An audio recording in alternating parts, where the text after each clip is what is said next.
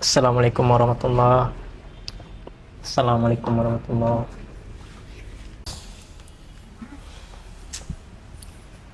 Wih, kenapa ndak sholat? Dari tadi main HP saja. Kenapa kalau tidak sholat kan? Tak apa-apa itu. Karena masih banyak juga di luar sana tidak sholat. Menurutmu apa? Kenapa apa hukumnya orang tidak sholat? Hukumnya? Iya. Apa? Tunggu apa? nah, tunggu nah. Apa? Ya tunggu. Apa? Tunggu dulu nah. Saya panggil dulu stasku. Tunggu. Tunggu kok.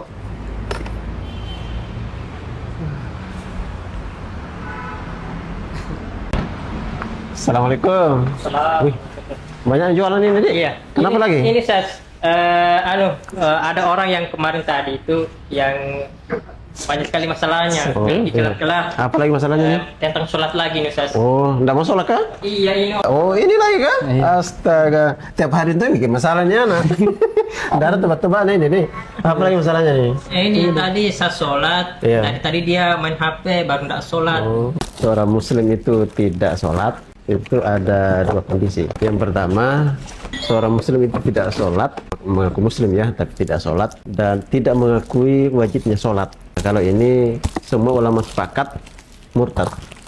Kondisi yang kedua, seorang muslim tidak sholat karena meremehkan dan malas. Nah, ini yang dibahas oleh para ulama. Saya bacakan ya. Kami tidak boleh ngarang-ngarang sendiri nih. Kita serahkan kepada para ulama yang berkompeten, ulama muktabar. Saya baca dalam kitab Al-Mawsu'atul Fiqhiyatul Kuwaitiyah, Ensiklopedia Fikih Kuwait. Di situ ada satu bab hukum meninggalkan sholat. Nah, dua kondisi yang tadi. Yang malas itu Imam madhab Syafi'i dan madhab Maliki berpendapat bahwasanya kalau ada seorang muslim yang tidak sholat karena meremehkan dan malas, padahal malikiyat wa syafi'iyat ila annahu yuqtalu haddan anna hukmahu ba'dal mauti hukmul muslimi fayughassalu wa yusalla alaih wa yudfanu ma'al muslimin. Nah, ini pendapat madhab Syafi'i dan Maliki. Seorang muslim tidak sholat karena malas atau meremehkan sholat. Nah, ini hukumannya adalah, ini keras. Ini kayaknya baru dengar ya. Itu yuqtal, begini. Haddan sebagai hukuman had.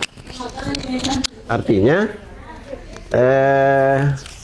posisi seorang muslim yang dibunuh karena malas sholat itu mayatnya masih diperlakukan sebagai muslim, dimandikan, kemudian disolati, kemudian dikuburkan di pekuburan kaum muslim.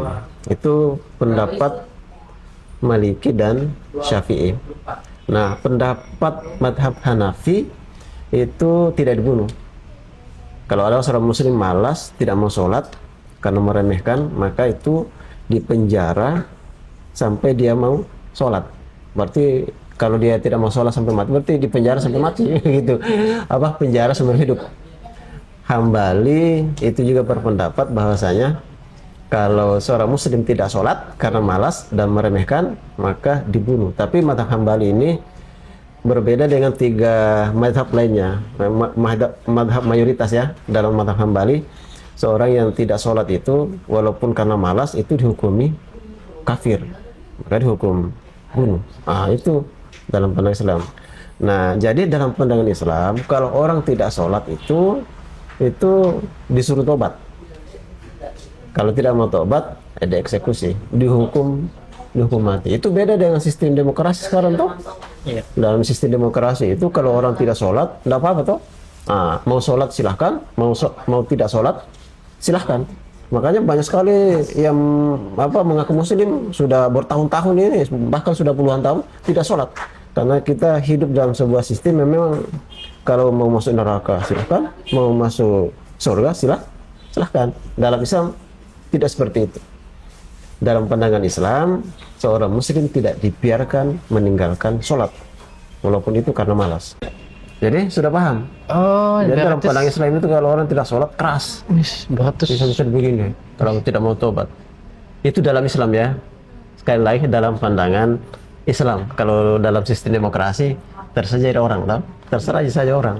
Jadi ini selama ini kutinggalkan harus gak sholat ini? Iya, harus dibayar itu. Semua ulama 4 mazhab sepakat bahwasanya sholat yang ditinggalkan secara sengaja itu harus dibayar. Ush.